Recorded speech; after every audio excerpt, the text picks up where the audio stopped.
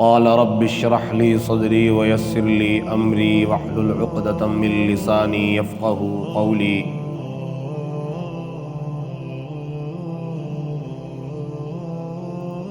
یا ربی صلی وسلم دائما ابدا علی حبیبک خیر الخلق کلہم۔ معزز سامعین، دوستو، بزرگوں، بھائیوں، گزشتہ جمعے نبی کریم صلی اللہ علیہ وسلم کے عظیم معجزہ معراج کے حوالے سے آپ حضرات کی خدمت میں چند باتیں عرض کی تھیں، اور میں نے آپ حضرات کی خدمت میں عرض کیا تھا کہ اللہ رب العزت نے اپنے محبوب کریم نبی صلی اللہ علیہ وسلم کو معراج کی سعادت عطا فرمائی، یہ معجزہ عطا فرمایا۔ معراج کے اس عظیم موقع پہ، اس برکت والی گھڑیوں میں، اس برکت والے لمحات میں، اس عظیم اللہ کے انعام کے موقع پہ نبی آخر الزمان محمد مصطفیٰ احمد مجتبیٰ صلی اللہ علیہ وسلم کو اللہ تعالیٰ نے بہت سے انعامات نوازے۔ نبی کریم صلی اللہ علیہ وسلم کو اس عظیم موقع پہ 3 انعامات ملے۔ ان 3 انعامات میں سے سب سے پہلا انعام جو نبی خاتم صلی اللہ علیہ وسلم کو عطا ہوا وہ نماز کا تحفہ ہے۔ میں نے عرض کیا تھا کہ دوسرا انعام جو نبی خاتم صلی اللہ علیہ وسلم کو عطا ہوا وہ سورۃ البقرہ کی آخری آیات عطا ہوئیں، اور تیسرا انعام نبی صلی اللہ علیہ وسلم کو یہ عطا ہوا، اللہ کی جانب سے نبی علیہ الصلاۃ والسلام کو یہ وعدہ انعام کے طور پہ عطا ہوا کہ آپ کی امت اگر جتنی بھی گناہ گار کیوں نہ ہو، آپ کا امتی ہو، ایمان لے کے آیا ہو، جتنا بھی بڑا گناہ گار ہو، بخش دیا جائے گا سوائے اس شخص کے جس نے شرک کیا۔ یعنی اللہ کی ذات اور اللہ کی صفات میں اللہ کے کسی بھی غیر کو اگر وہ شریک کرتا رہا، اللہ کی ذات اور صفات میں شرک کرتا رہا، تو اس شرک کی معافی نہیں ہے، باقی اور جتنے گناہ ہیں اس کی معافی اس کو مل سکتی ہے۔ تو یہ 3 انعامات اللہ کی جانب سے معراج کے موقع پہ نبی صلی اللہ علیہ وسلم کو عطا ہوئے۔ ان 3 انعامات میں سب سے پہلا انعام جو میں نے عرض کیا آپ کے حضرات کی خدمت میں، اللہ کی جانب سے جو انعام ملا نبی صلی اللہ علیہ وسلم کو نماز کی صورت میں، یہ بہت بڑا انعام تھا۔ حدیث پاک میں آتا ہے کہ ابتداً اللہ پاک نے نبی صلی اللہ علیہ وسلم پر 50 نمازیں فرض فرمائیں۔ اب نبی صلی اللہ علیہ وسلم جب واپس تشریف لائے تو چھٹے آسمان پہ ملاقات ہوئی حضرت موسیٰ علیہ السلام سے۔ اب موسیٰ علیہ السلام کلیم اللہ ہیں، اللہ کے دربار میں کلام کیا کرتے تھے کوہ طور پہ۔ تو موسیٰ علیہ السلام سے ملاقات ہوئی تو موسیٰ علیہ السلام نے نبی صلی اللہ علیہ وسلم سے دریافت کیا کہ اے نبی صلی اللہ علیہ وسلم، اے محمد صلی اللہ علیہ وسلم، ذرا آپ بتائیں، اللہ کے دربار میں آپ گئے ہیں، اللہ کا قرب آپ کو ملا ہے، اللہ کا انعام آپ کو ملا ہے، ذرا آپ بتائیے اللہ نے آپ کو تحفے میں کیا عطا کیا ہے؟ تو نبی صلی اللہ علیہ وسلم نے فرمایا، اے میرے بھائی موسیٰ کہ اللہ نے مجھے 50 نمازوں کا تحفہ عطا کیا ہے۔ موسیٰ علیہ السلام نے نبی صلی اللہ علیہ وسلم کی خدمت میں عرض کیا کہ یا رسول اللہ، یہ 50 نمازیں آپ کی امت پر بڑی گراں ہوں گی، بڑی مشقت ہوگی، آپ اللہ کے دربار میں درخواست کریں، گزارش کریں کہ اللہ ذرا نمازوں کو کم کر دیں تاکہ آپ کی امت کے لیے نمازوں کو ادا کرنا آسان ہو۔ اب نبی صلی اللہ علیہ وسلم اللہ کے دربار میں دوبارہ تشریف لے گئے، 10 نمازیں کم ہوئیں، پھر موسیٰ علیہ السلام سے ملاقات ہوئی، پھر انہوں نے کمی کی درخواست کی، پھر 10 کم ہو گئیں، کرتے کرتے جب 10 رہ گئیں، پھر 5 رہ گئیں، تو اللہ کے دربار میں پھر موسیٰ علیہ السلام نے عرض کیا کہ جائیے اللہ کے دربار میں اور نمازوں کی کمی کی درخواست کیجئے۔ اب اللہ کے نبی صلی اللہ علیہ وسلم نے فرمایا کہ اب اللہ کے دربار میں جاتے ہوئے مجھے حیا آتی ہے۔ اللہ کی جانب سے بھی یہ فیصلہ ہو گیا کہ اے نبی صلی اللہ علیہ وسلم لا تبدیل لکلمات اللہ، میں رب ہوں، رب العالمین ہوں، میری بات کبھی بدلا نہیں کرتی۔ نمازیں اگرچہ 50 سے 5 رہ چکی ہیں، نمازوں کی تعداد اگرچہ کم ہو چکی ہے، لیکن اجر و ثواب کا میرا وعدہ ویسے ہی باقی ہے۔ آپ کی امت نمازیں 5 پڑھے گی اور ان کو اجر 50 نمازوں کا عطا ہوگا۔ اللہ کی جانب سے کتنا بڑا انعام ہے، اللہ کی جانب سے کتنا بڑا تحفہ ہے۔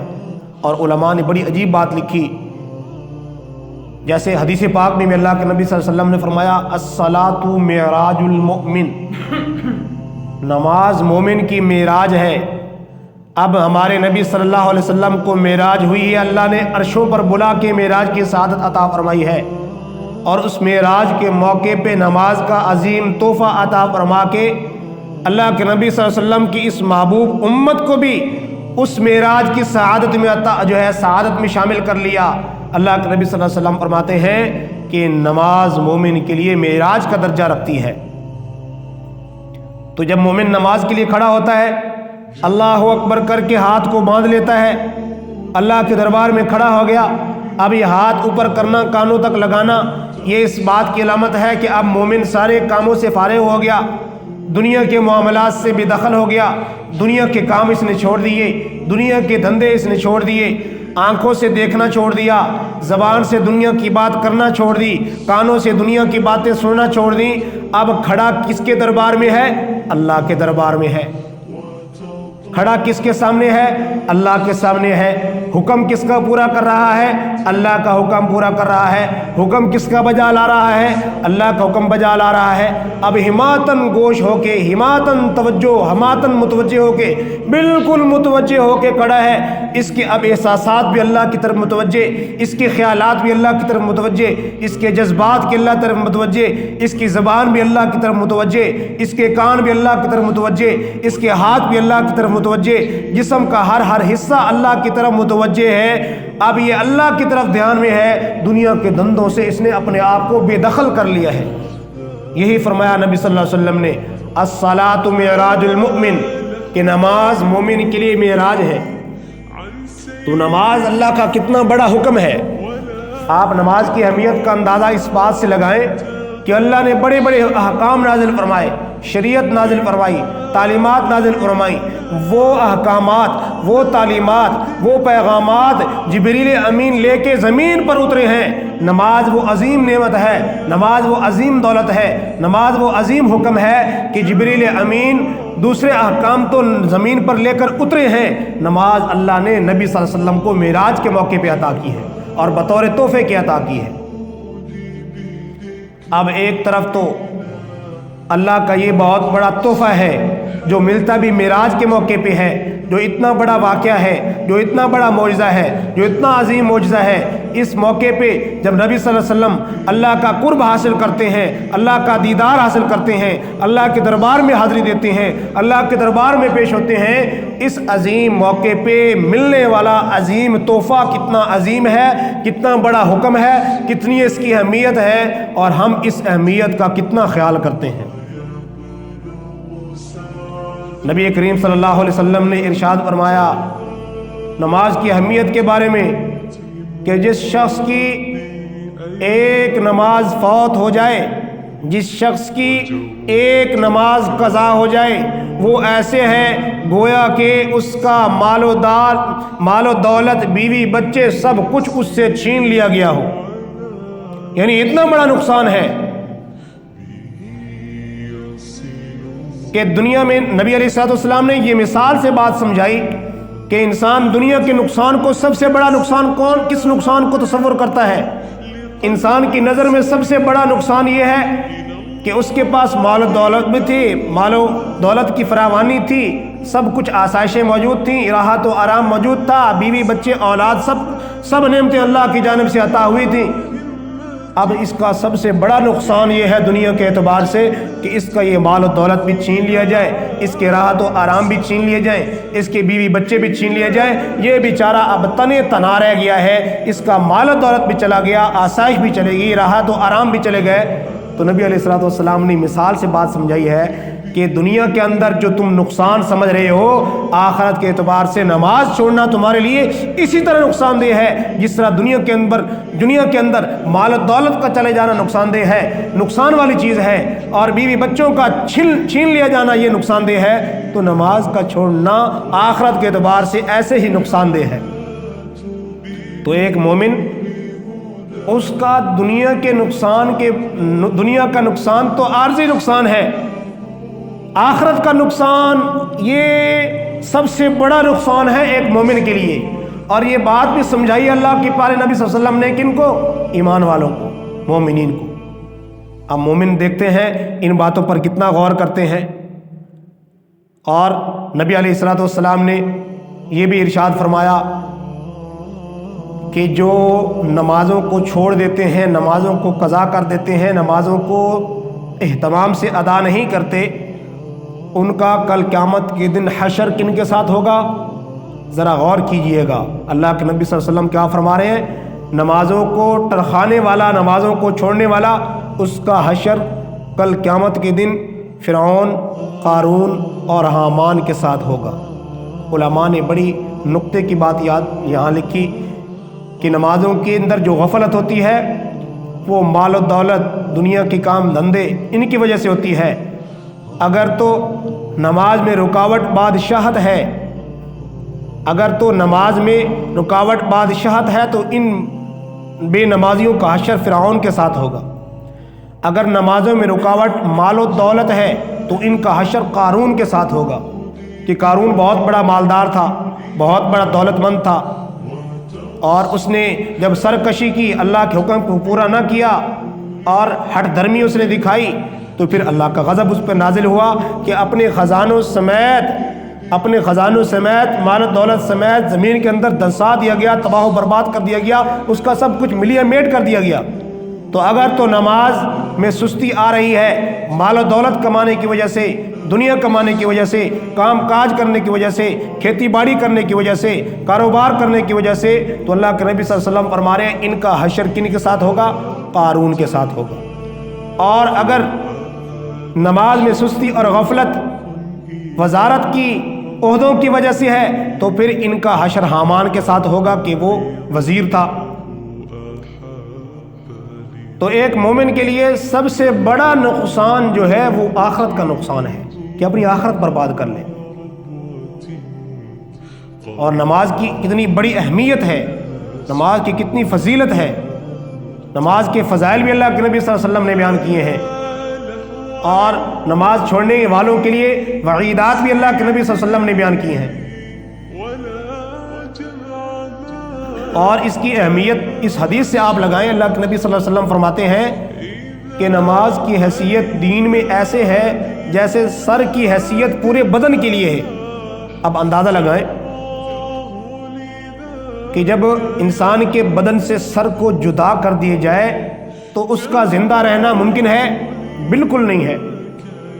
اسی طرح اگر کسی کی زندگی میں نماز نہیں ہے تو اس کا دین بھی نہیں ہے۔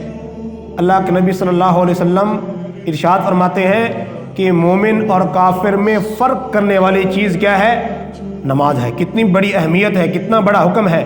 کفر اور اسلام میں فرق کرنے والی چیز اللہ کے نبی صلی اللہ علیہ وسلم نے کیا بیان فرمائی؟ نماز کو چھوڑنا۔ اور اللہ کے نبی صلی اللہ علیہ وسلم نے فرمایا من ترک الصلاۃ متعمدا فقد کفر۔ یاد رکھیے گا کتنے سخت جملے ہیں، کتنی سخت وعید ہے۔ اللہ کے نبی صلی اللہ علیہ وسلم فرماتے ہیں کہ جس شخص نے جان بوجھ کے نماز چھوڑ دی، نماز کو ٹرخا دیا، نماز سے غافل ہو گیا، جان بوجھ کے نماز کا تارک ہو گیا، اللہ کے نبی صلی اللہ علیہ وسلم فرماتے ہیں اس نے کفر والا عمل کیا ہے، یہ کافر ہو گیا ہے۔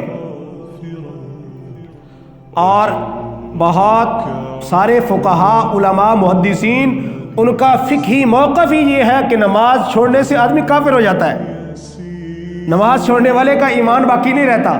بہت سارے فقہاء کا یہ فقہی مسلک ہے لیکن ہمارے امام صاحب نے ان احادیث میں جو کفر پر محمول ہیں، ان کو نماز کے جو ہے نا بڑے گناہ اور اس کی تاکید پر معمول کیا ہے کہ نماز کو چھوڑنا اس قدر بڑا گناہ ہے کہ آدمی کفر کے قریب ہو جاتا ہے، اگرچہ کافر نہیں ہوتا۔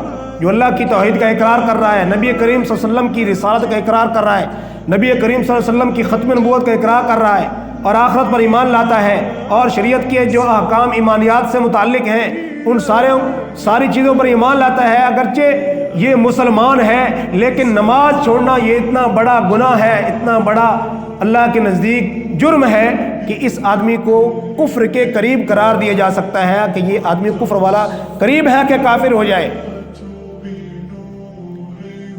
اور نبی کریم صلی اللہ علیہ وسلم جن کی صفت یہ تھی رؤوف رحیم، اپنی امت پر بڑے شفیق تھے، اپنی امت پر بڑے رحم دل تھے، وہ رؤوف رحیم شفیق پیغمبر نبی صلی اللہ علیہ وسلم رؤوف رحیم پیغمبر یہ ارشاد فرماتے ہیں کہ میرا دل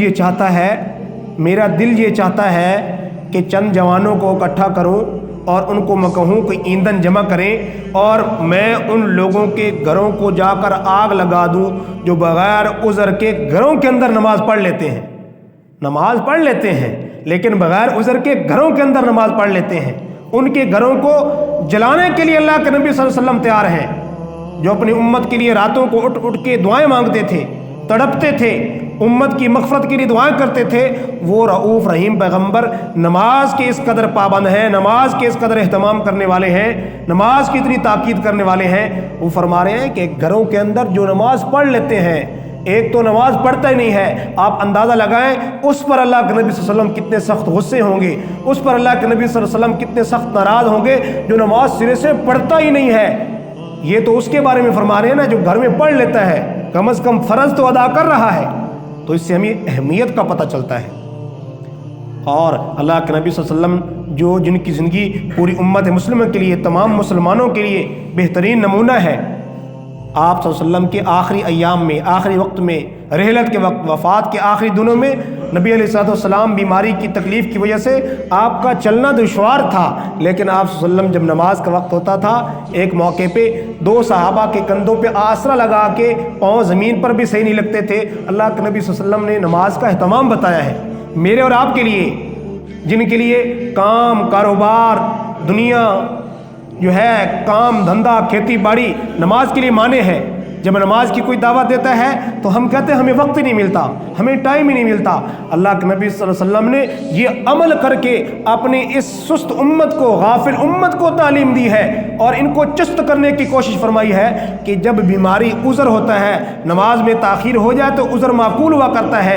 اللہ کے نبی صلی اللہ علیہ وسلم فرما رہے ہیں کہ جب میں دو بندوں کے کندھوں پہ سہارا لے کے مسجد جا سکتا ہوں، اللہ کا نبی ہو کے، اللہ کا پیغمبر ہو کے، تو پھر امتی کے لیے بھی نماز کسی بہانے کی وجہ سے چھوڑنے کی کوئی گنجائش نہیں ہے۔ میرے بھائیوں، ہمیں اس بات کی اہمیت کو سمجھنا ہے کہ اللہ کا کتنا بڑا حکم ہے جس سے ہم غافل ہیں۔ اللہ کا کتنا بڑا حکم، اگر اسی غفلت میں خدا نخواستہ موت آ جائے تو کتنے بڑے خسارے، نقصان کی بات ہے۔ اللہ رب العزت سے دعا ہے اللہ پاک ہمیں اس عظیم تحفہ جو معراج کے موقع پہ نبی کریم صلی اللہ علیہ وسلم کو عطا ہوا، اللہ پاک ہمیں اس کو اہتمام کے ساتھ بر وقت مسجد کے اندر اہتمام سے باجماعت ادا کرنے کی توفیق عطا فرمائے۔ وآخر دعوانا ان الحمد للہ رب العالمین، سنت ادا فرما لیں۔